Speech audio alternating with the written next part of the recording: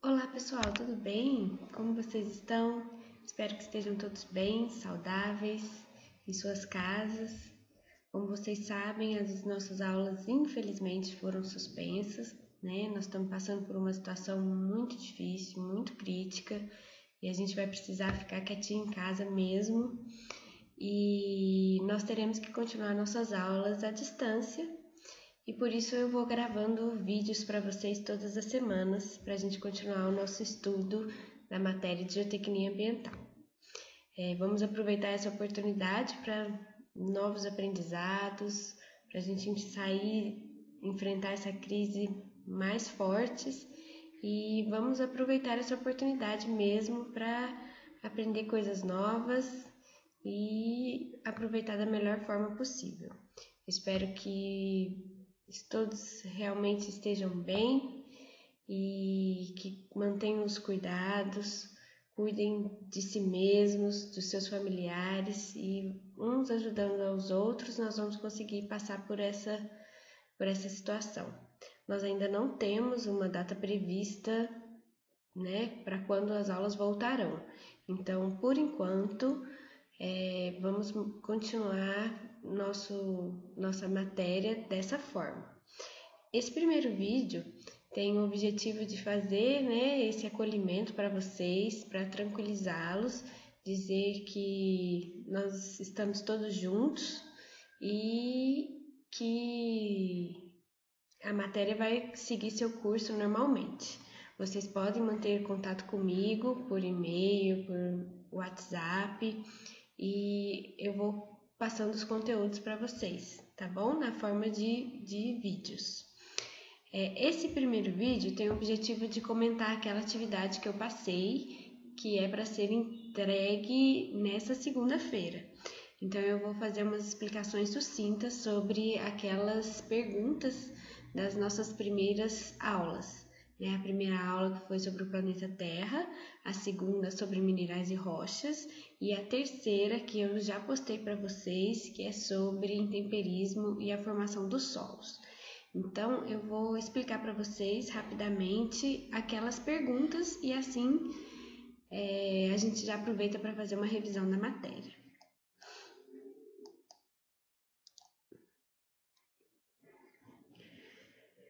Bem, a primeira pergunta é sobre a estrutura e formação da Terra por camadas.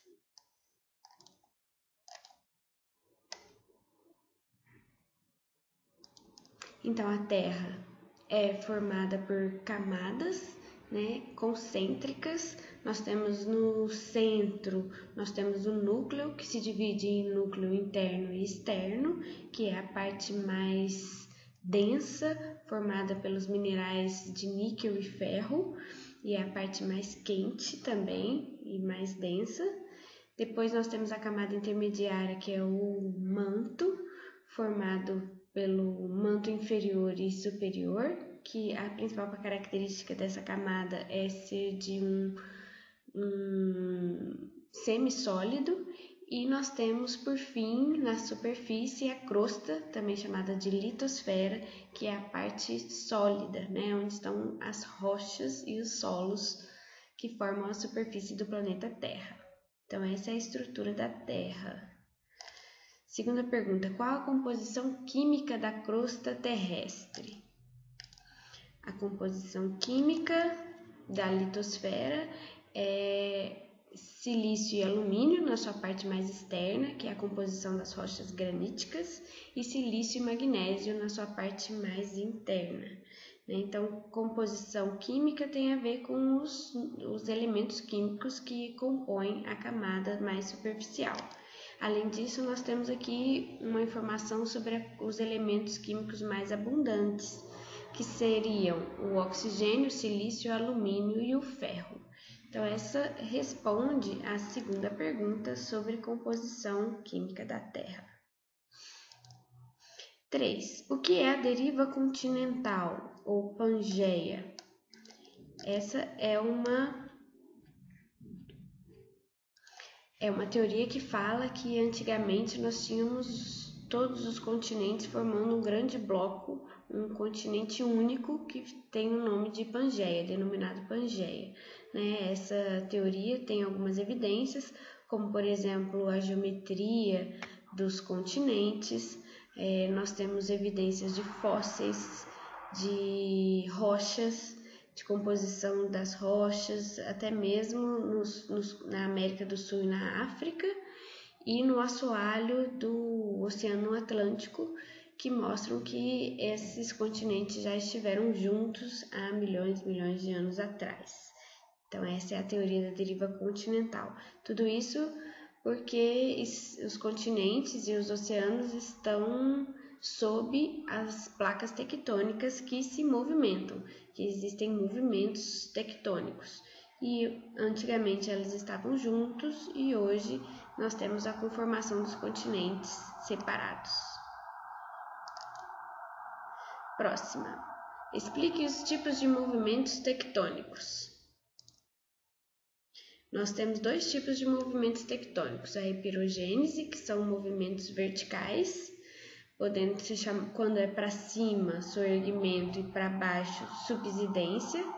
Esse tipo de movimento ele é lento, gradual, ele ocorre no centro das placas tectônicas, não causando problemas como vulcanismo, abalos sísmicos, terremotos, né?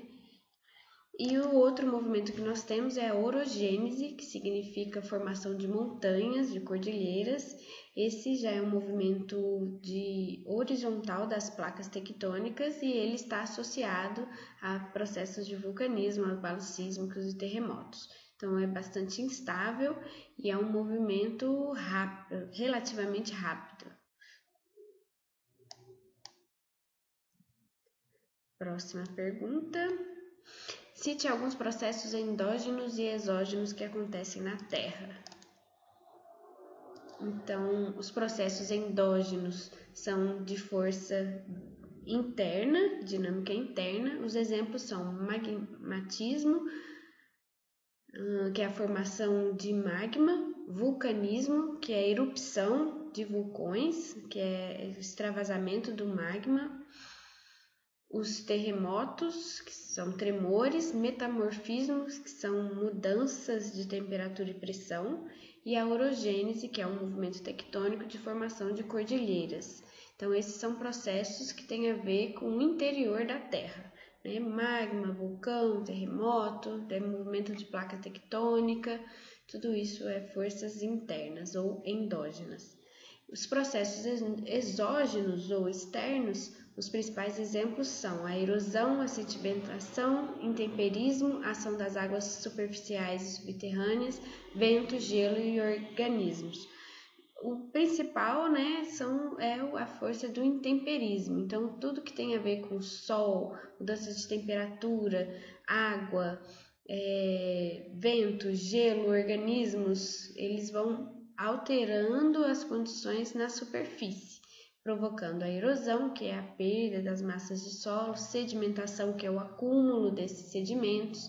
Então, esses são os exemplos de processos que ocorrem na parte exterior, ou seja, na superfície do planeta Terra.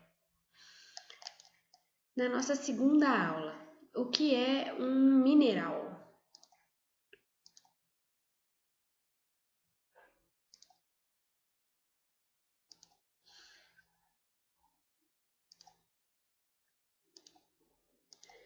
Então vamos lá, segunda aula sobre minerais e rochas.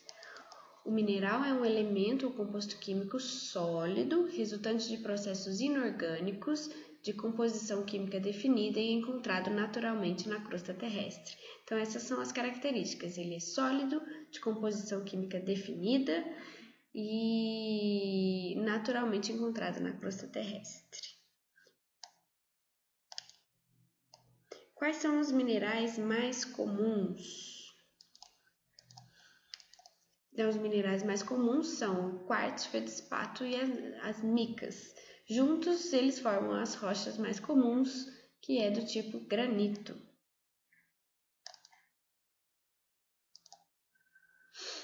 Quais são as propriedades físicas diagnósticas dos minerais? nós temos que as propriedades são 8. A forma ou hábito, o brilho, cor, clivagem, que tem a ver com a superfície de quebra, né, que normalmente alguns minerais têm a clivagem em algumas direções, 1, 2, 3, 4, e é a forma com que os minerais se quebram de forma regular, de forma plana, né, paralela. A fratura já é a forma de quebra irregular. É a dureza, que tem a ver com a capacidade dos minerais riscarem outros. O elemento mais duro é o diamante, o elemento mais mole é o talco. O traço tem a ver com a cor do pó, né? O mineral a ser reduzido em pó, ele apresenta uma cor, e essa cor ela é determinada quando se risca a porcelana, uma superfície de porcelana branca. Você consegue ver a cor do traço. E densidade ou peso específico, que tem a ver com a composição química. Então, juntas, essas são as propriedades diagnósticas que permitem a gente identificar os diferentes tipos de minerais. Explique os tipos de rocha e cite alguns exemplos para cada tipo.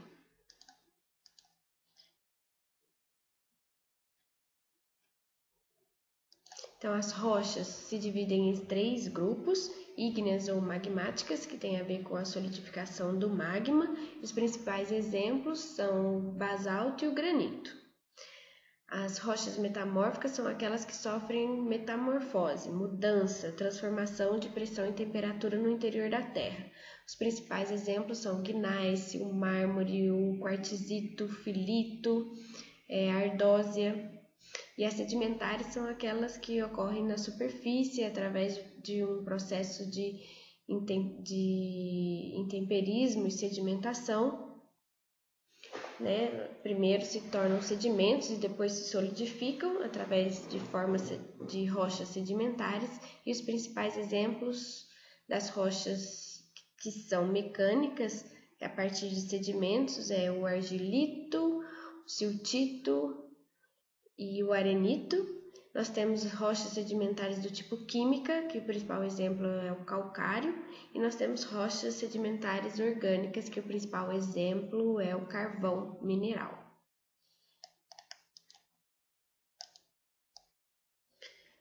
Explique o que são rochas intrusivas e extrusivas.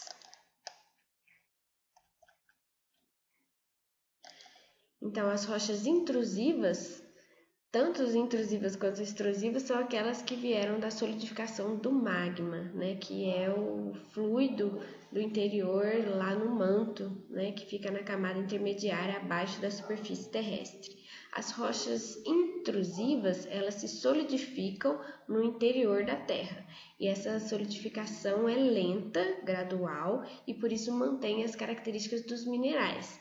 E o principal exemplo é o granito, que é uma rocha heterogênea, né? Então você consegue ver a mistura de minerais que a compõem. E a rocha extrusiva é aquela que veio da erupção vulcânica e a solidificação é na superfície. Portanto, é uma solidificação rápida e a característica dessas rochas é serem homogêneas. Apesar de ter mistura de minerais, eles são homogêneos. E o principal exemplo é a rocha do tipo basalto. E por fim, as perguntas da nossa terceira aula, que é sobre solos e intemperismo. Explique os 5 fatores formadores de solos.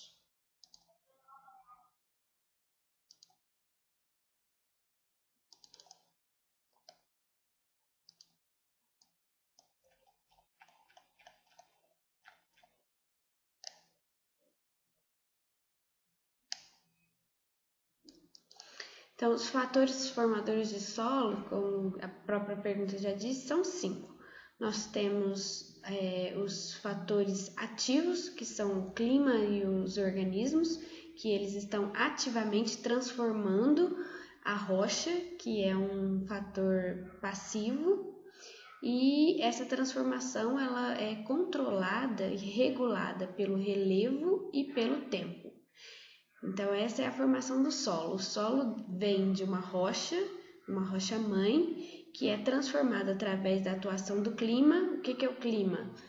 Variação de temperatura, água, vento, gelo e os organismos, né? Os organismos animais, plantas, e que transformam a rocha que está sob um relevo, que isso vai facilitar ou dificultar essa transformação, acelerar a velocidade da água, por exemplo, e tudo isso leva tempo para que esse processo ocorra, essa formação de solos. Então, o tempo também é um fator determinante.